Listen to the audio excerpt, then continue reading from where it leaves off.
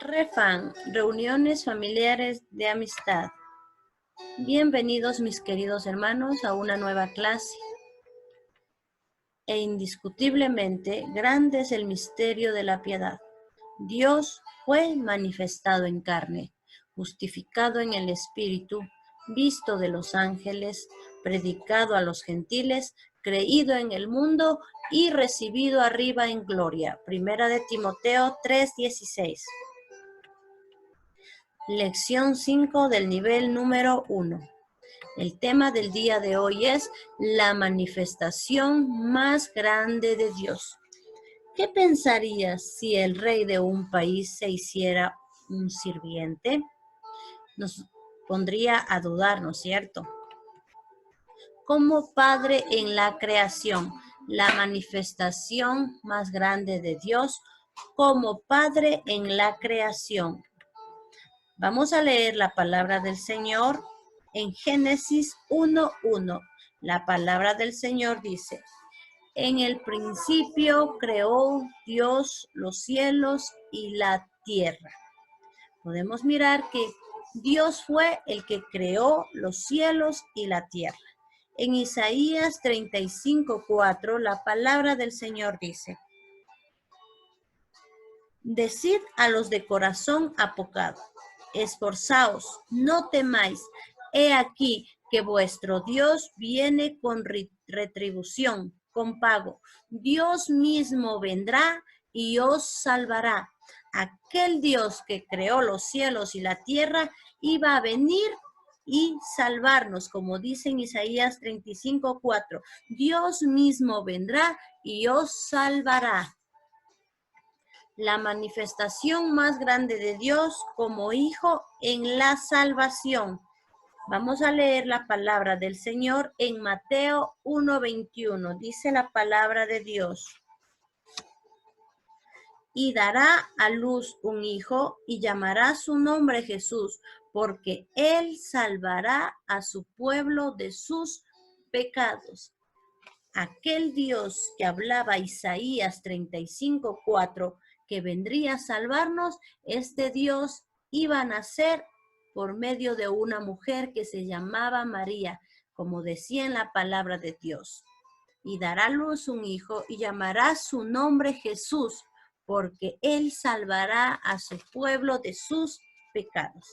En Primera de Timoteo 3:16, para entender y comprender mejor la palabra, vamos a dar lectura. Dice: e indiscutiblemente, esto no podemos discutir, grande es el misterio de la piedad. Es un misterio muy grande que Dios nos revela. Dios fue manifestado en carne, justificado en el Espíritu, visto de los ángeles, predicado a los gentiles, creído en el mundo y recibido arriba en gloria. ¿Qué nos trata de decir? Que nuestro Dios se manifestó en carne. En San Juan 1, vamos a seguir leyendo la palabra del Señor. Si ustedes tienen una Biblia en casa, pueden también abrirla para que ustedes puedan observar. En San Juan 1 dice la palabra del Señor: en el principio era el Verbo, y el Verbo era con Dios, y el Verbo era Dios. ¿Quién era el Verbo? Dice, y el Verbo era Dios. En el versículo 9 dice: aquella luz que alumbra a todo hombre venía a este mundo. ¿Quién era esa luz que alumbra a todo hombre? Nuestro Dios. Dice, venía a este mundo. Y luego dice en el 10, en el mundo estaba, y el mundo por él fue hecho. ¿Quién hizo el mundo? Nuestro Dios, como decía en Génesis 1:1. Y el mundo por él fue hecho, pero el mundo no le conoció.